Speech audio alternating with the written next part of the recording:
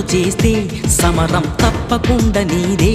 విజయం కష్టపడితే రాదా, ఫలితం పదరా సోదరా. నీ ధైర్యం తోడై ఉండగా ఏ సాయం కోసం చూడక, నీ ధ్యేయం చూపే మార్గంలో పోరా సూటిగా. ఏ నాడు వెనకడుగేయక, ఏ అడుగు తడబడనీయక, నీ గమ్యం చేరేదాకా దూసుకుపోరా సోదరా. పట్టుదలతో చేస్తే సమరం తప్పకుండా నీదే.